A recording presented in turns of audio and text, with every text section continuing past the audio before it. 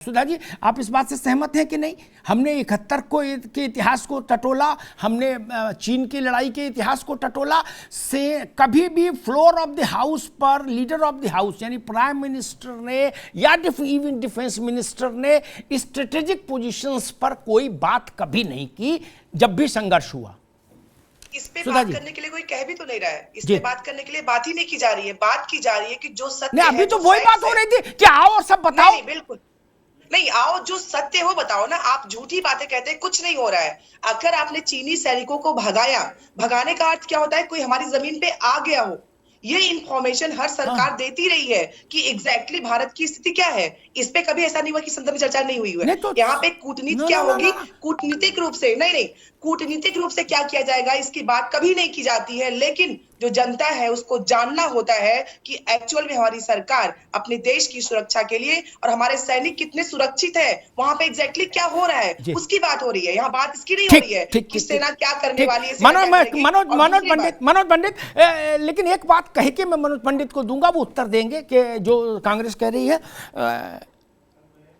जो वक्तव्य सरकार ने on the floor of the house दिया, ठीक, ये सरकार तय करेगी वो उसका वक्तव्य कौन पढ़े, वो रक्षा मंत्री पढ़ें कि प्रधानमंत्री पढ़ें कि गृह मंत्री पढ़ें। उसमें सरकार ने बताया, वो 2 पैरे का वक्तव्य है, उसने बताया कितने आगे आए, कितने पीछे गए, क्या परिस्थिति बनी, कैसी मुठभेड़ हुई, हाथापाई हुई, हाथापाई में दोनों पक्षों के लोगों को मामूली चोट आई, जख्मी हुए, ये सारा detail on the floor of the house है, ठीक ना? और एक बात बता दूं, जब IC-184 का अपहरण हो गया, आशीष जी आपको याद होगा, अमिताभ जी, एक मिनट रुको भाई, रुको। किसी भी दिन सब लोग मांग कर रहे थे कि सरकार क्या करेगी, हाउस में आके बता दे, नहीं बताया ना? क्या ऐसे ऑपरेशंस आप हाउस में बता सकते हैं? किसी देश ने बताया क्या? ओबामा ने ओसामा पर जब ऑपरेशन किया, तो जब ऑपरेशन सक्सेस हो गया, अमेरिकन नेवी के विमान अमेरिका की वायु सीमा में आ गए, तो प्रेसिडेंट ओबामा ने डिक्लेयर किया, उससे पहले नहीं। हमारे यहां तो लोग कहते भैया हमें क्यों नहीं बताया पहले, बताओ, हम नेता छोटे हैं, हम गंज डुंडवारा से चुन के आते हैं, हमें तो बताते टेलीफोन करके, नहीं किसी ने पूछा। ओबामा ने उसके बाद किया। मनोज पंडित, वो कांग्रेस पूछ रही है कि पार्लियामेंट में आके पूरा विस्तृत विवरण क्यों नहीं दे रहे, भैया बताओ। अमिताभ जी, मुझे तो इनके वक्तव्यों पे हंसी आती है।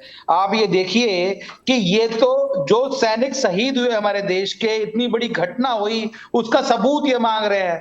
डोकलाम में जो हमारे लोग गए पाकिस्तान में, उनके दांत खट्टे करके आए, चीजें करके आए, उसका सबूत ये लोग मांग रहे हैं। तो क्या इन पे क्या भरोसा किया जाए कि क्या इनको बताएं और क्या ना बताएं? सैनिकों के साथ 2-2 भूतपूर्व सैनिक आपके साथ बैठे हैं, वो अच्छे से ये बता सकते हैं कि क्या चीजें पब्लिक के साथ डिक्लेयर की जा सकती है और क्या नहीं की जा सकती।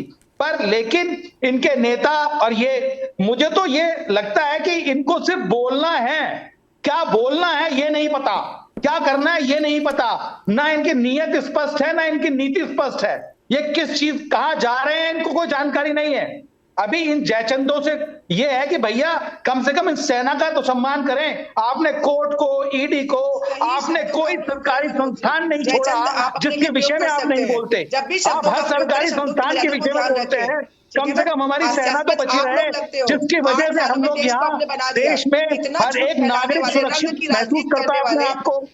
उस देश के प्रधानमंत्री, उस गृह मंत्री से आप कोई सबूत मांगने की बात करते हैं, जो कहते हैं कि पहले आप देखिए कि जो पाकिस्तान में और जो सारी चीजें, कश्मीर की बात जब आई तो ये होम मिनिस्टर ने वक्तव्य दिया पार्लियामेंट में, कहा उन्होंने कि एक भी हिंदुस्तानी को अगर कोई दिक्कत होगी तो हम अपने खून की गंगा बहा देंगे। पर ये लोग पता नहीं किस भाषा में हंसते रहेंगे, ये किसी चीज की गरिमा समझते ही नहीं है। तो मेरा मानना यह है इन जयचंदों से तो देश को भगवान बचाए और हम लोग तो ये दानिश कुरैशी साहब, ठीक है ठीक है ठीक है, रुकिए भाई रुकिए। दानिश कुरैशी साहब, एक बात मेरे दिमाग में आती है, अमेरिका ने बहुत बड़ा ऑपरेशन किया ओसामा बिन लादेन का, मैचलेस ऑपरेशन था और बहुत बड़ा ऑपरेशन भी था, वो दुनिया के इतिहास में लिखा जाने वाला ऑपरेशन है।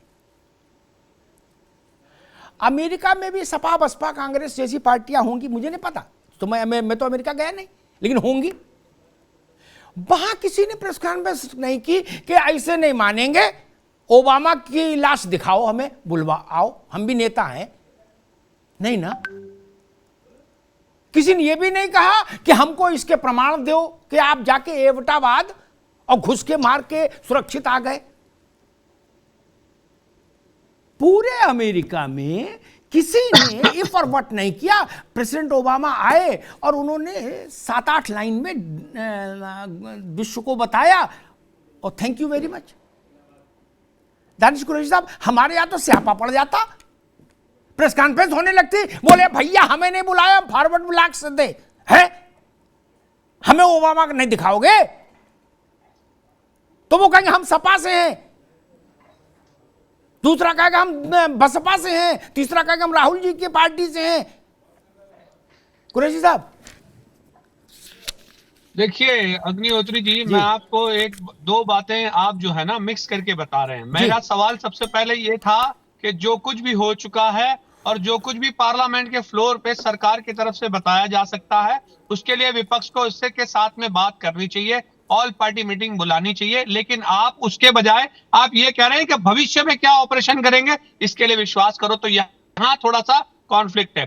दूसरे नंबर की आप मुझे ये बात बताइए, क्या तो आप अभी तक पूरे सेशन के अंदर में एक व्यक्ति, एक पैनलिस्ट ने ये नहीं कहा कि हाँ सरकार को बुलाना चाहिए? ना तो आप एंकर के स्वरूप में कह रहे हैं और ना बाकी पैनलिस्ट कह रहे हैं। तो क्या मैं ये समझूं कि हमारे यहाँ के विपक्ष के पास कोई अधिकार नहीं है? प्रधानमंत्री ने जो कह दिया वो फुल एंड फाइनल है। उन्होंने कह दिया कि नोटबंदी से, देखिए भरोसा क्यों नहीं है पता है आपको? भरोसा इसलिए नहीं है क्योंकि उन्होंने कहा था कि नोटबंदी से आतंकवाद खत्म हो जाएगा। मुझे 50 दिन दीजिए, क्या हुआ? नोटबंदी से आतंकवाद खत्म हो गया, 50 दिन खत्म हो गए, किसी चौराहे पे मिले आपको प्रधानमंत्री? सवाल ये है कि विपक्ष को इसलिए भरोसा नहीं है क्योंकि रात को 8 बजे एक दिन आके प्रधानमंत्री जी कहेंगे कि चीन के साथ ये हो गया, चीन के साथ वो हो गया, 2000 की नोट अब बंद हो जाएगी, 500 की नोट बंद हो जाएगी। देश में जो हड़कंप मचता है ना इस तरीके के इमरजेंसी स्टेटमेंट से प्रधानमंत्री के, इसीलिए विपक्ष के अंदर में जो है वो मचा हुआ है। आप समझिए। ठीक है, दानिश कुरैशी रुकिए। त्यागी साहब,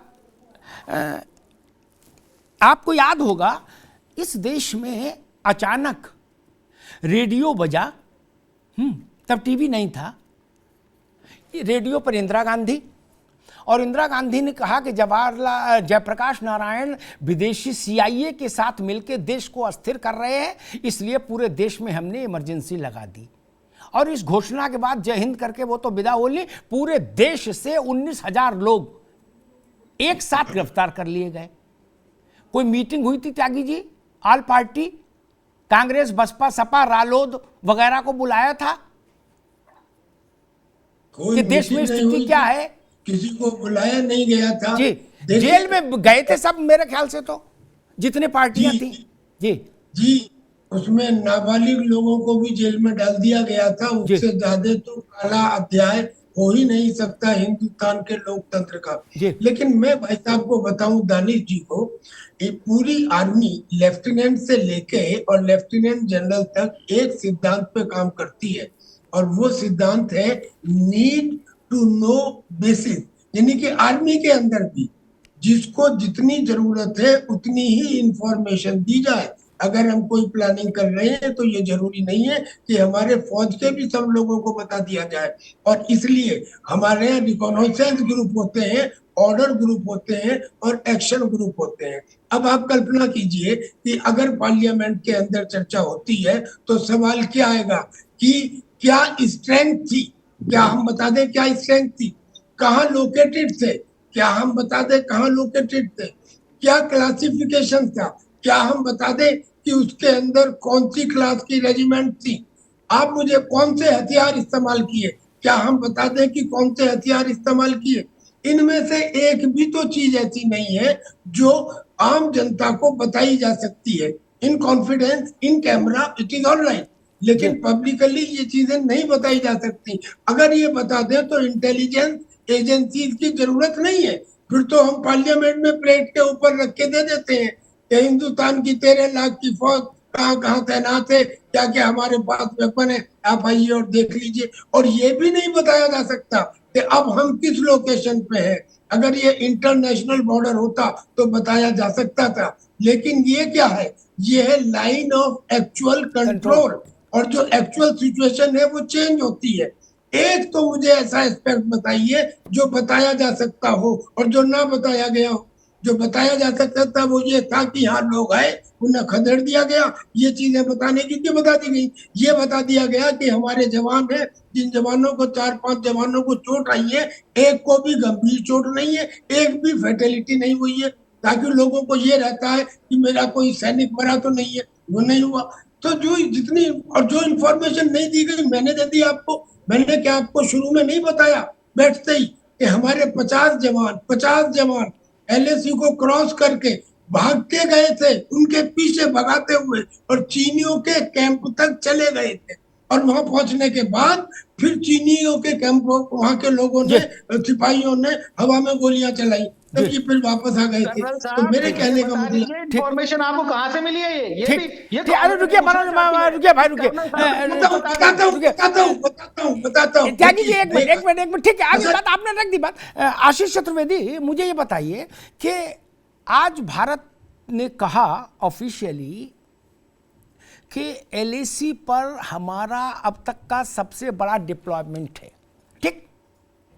अब क्या इसका डिटेल चाहिए? जो गंज डुंडवारा से चुन के आया है उसको भी डिटेल चाहिए, लखीमपुर खीरी वाले को भी चाहिए, हैं इटावा वाले को भी चाहिए, और भोपाल वाले को भी चाहिए। क्या सबको डिटेल? कहीं दुनिया में आपने कहीं सुना कि आर्मी का माइन्यूट डिटेल कहीं जाता हो? भारत के विदेश मंत्री ने कहा कि एलएसी पर अब तक का सबसे बड़ा डिप्लॉयमेंट है। इस बात पर भरोसा करने के अलावा और क्या आर्मी के प्रोटोकॉल में क्या रास्ता हो सकता है? आशीष जी, देखिए, इस कभी भी इस तरीके की चर्चा तो कभी भी पार्लियामेंट में कभी ना हुई है, ना कभी होगी। मैं समझता हूं जब एक राजनीतिक चर्चा की बात होती है तो मैं ये अपेक्षा करता हूं कि चर्चा इस बात पे हो कि आगे इन घटनाओं को हम एज भारत, यानी हम एक देश के तौर पे कैसे रोकेंगे। उसमें पक्ष और विपक्ष दोनों के जो है सुझाव लिए जाएं, उस पर चर्चा हो। जो स्ट्रैटेजिक जो आर्मी को करना है वो आर्मी ही करेगी, वो केवल डिफेंस मिनिस्टर को ही बताती है, बाकी और किसी मिनिस्टर से वो डिस्कशन भी नहीं होता है। वो केवल डिफेंस मिनिस्टर और प्राइम मिनिस्टर को ही जाता है कि वो डिप्लॉयमेंट कैसे रहेगा, कहाँ होगा। वो चीजें तो कभी भी चर्चा में किसी मिनिस्टर से भी नहीं होती हैं, और ना कभी होंगी, ना कभी आगे ऐसा हो, ना कभी पास्ट में हुआ है। तो यहाँ एज भारत हम कैसे जो है इस समस्या जो खड़ी हो रही है बार बार, इसको रोकने के लिए उस विषय पे चर्चा की मांग जो है मैं समझता हूं विपक्ष कर रहा है, और उसको उतना तो करना चाहिए। और सत्ता पक्ष को विपक्ष के साथ इस मुद्दे पे बात करनी चाहिए कि ये जो चाइना का थ्रेट है इसको हम कैसे कम करें, हम अपनी परिस्थिति को आर्थिक को कैसे मजबूत करें, और ऐसी जो घटना हो रही है इनको कैसे रोकें। ये तो चर्चा का विषय हो सकते हैं। और जहां तक ऑपरेशन है उनका तो कभी कोई डिस्क्लोजर नहीं होता। और यहाँ पे एक बात और भी बता दूं, जैसे जो बालाकोट और उस तरीके की जो स्ट्राइक्स होती थी, बहुत से देश ऐसे हैं जो ऐसे, और हमारे देश में भी ये प्रथा रही थी कि ये इन चीजों को हम कभी डिस्क्लोज नहीं करते थे। या जैसे अभी त्यागी सर ने जो बात कही कि हम आगे चले गए, हम कभी भी इन चीजों को पब्लिक प्लेटफॉर्म पे कभी भी लाइन ऑफ कंट्रोल या किसी भी उसको क्रॉस करने की बात पब्लिकली ऑफिशियली कभी ना एक्सेप्ट कभी भी नहीं करते हैं। वो एक